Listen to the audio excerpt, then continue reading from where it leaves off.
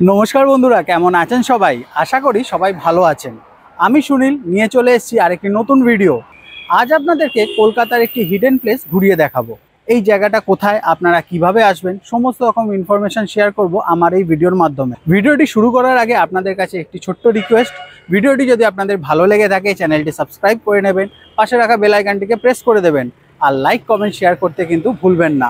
তাহলে চলুন ভিডিওটি শুরু করা যাক। আজ আমি চলে এসেছি মেটকাপ হলে। এই মেটকাপ হলটা কোথায়? স্ট্যান্ড রোডে অবস্থিত এই মেটকাপ হল।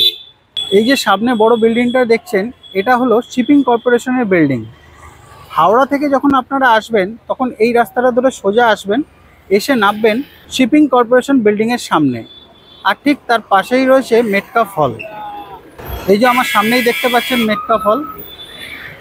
তাহলে চলুন ভিতরে গিয়ে আমরা এই হলটা ঘুরে দেখি, আর বাকি ইনফরমেশন আমি এই হলের ভিতরে গিয়েই আপনাদের সাথে শেয়ার করছি। গেট দিয়ে প্রবেশ করেই ডান দিকে আছে টিকিট কাউন্টার। টিকিট মূল্য 20 টাকা পার পারসন।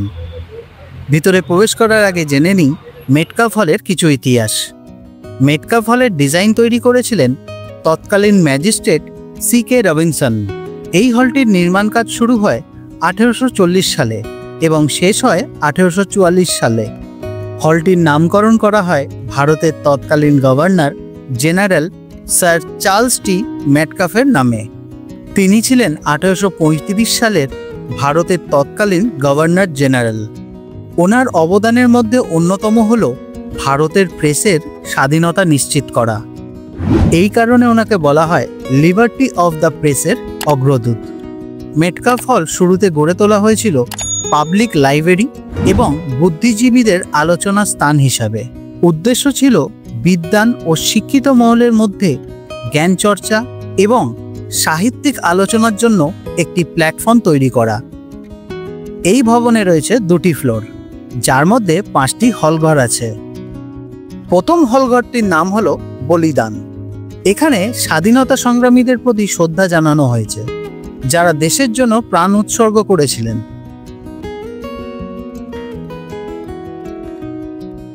বর্তমানে এই ঐতিহাসিক ভবনটি রয়েছে আর্কিওলজিক্যাল সার্ভে অফ ইন্ডিয়ার অধীনে।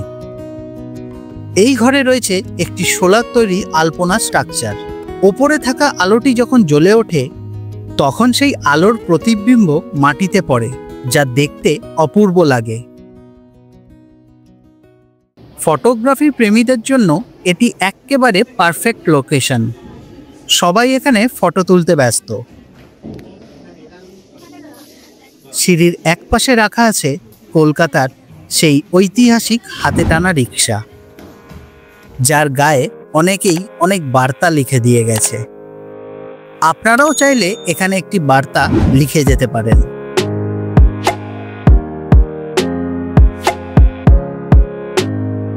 সিঁড়ি দিয়ে ওঠার সময় চোখে পড়বে একের পর এক ফটো আর পোস্টার, যেগুলো পুরনো দিনের বাংলা সিনেমার, সেই স্বর্ণযুগের সিনেমা, যাদের রংচটা পোস্টার আজও বাঙালির মন ছুঁয়ে যায়। না জানি কতই ইতিহাসের সাক্ষী এই মেটকাপ হল। ভিডিওটি যদি আপনাদের ভালো লেগে থাকে চ্যানেলটি সাবস্ক্রাইব করে নেবেন, পাশে রাখা বেল আইকনটিকে প্রেস করে দেবেন, আর লাইক কমেন্ট শেয়ার করতে কিন্তু ভুলবেন না।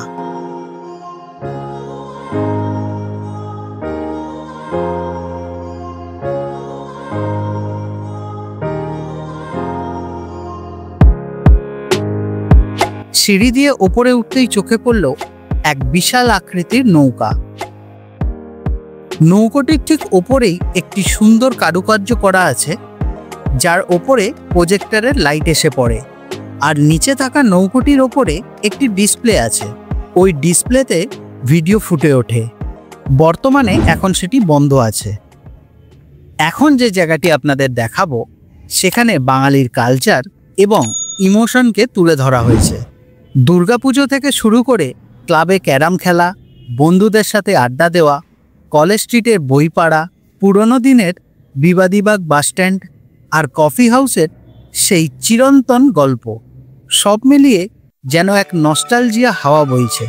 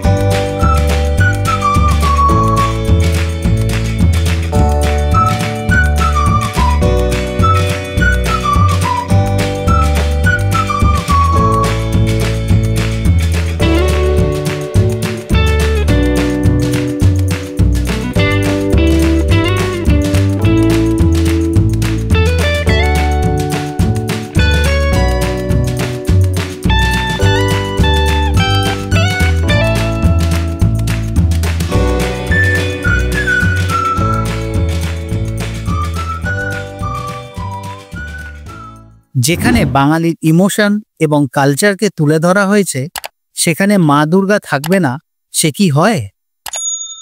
এই স্থানে মায়ের একটি অর্ধনির্মিত প্রতিমা রাখা আছে, আর তার সামনে অসংখ্য ধুনুচি রাখা হয়েছে। এই পুরো অভিজ্ঞতার মধ্যে সবচেয়ে বেশি যেটা আমাকে মুগ্ধ করেছে তা হলো মেটকাফ হলের এই বিশাল প্রাচীর জুড়ে আঁকা এই পটচিত্র, যেখানে ফুটে উঠেছে কলকাতার সমস্ত ঐতিহ্যবাহী স্থানগুলো এবং শহরের টানাপোড়েনের গল্প যেন আটকে আছে সেই চিত্রকলায়।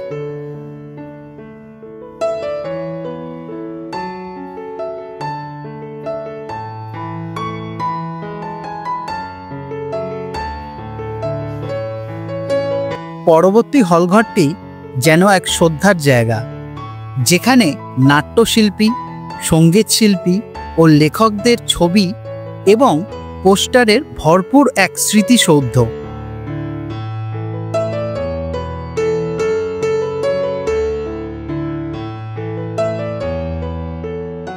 পাশেই চোখে পড়ল এক বিশাল আকৃতির টোপর। বাঙালির বিয়ের এক বিশেষ অংশ হলো এই টোপর। এই টোপরের ভার ও দায়িত্ব যে কতটা তা একমাত্র এক বিবাহিত পুরুষই ভালো জানেন। ভিডিওটি যদি আপনাদের ভালো লেগে থাকে চ্যানেলটি সাবস্ক্রাইব করে নেবেন, পাশে রাখা বেল আইকনটিকে প্রেস করে দেবেন, আর লাইক কমেন্ট শেয়ার করতে কিন্তু ভুলবেন না।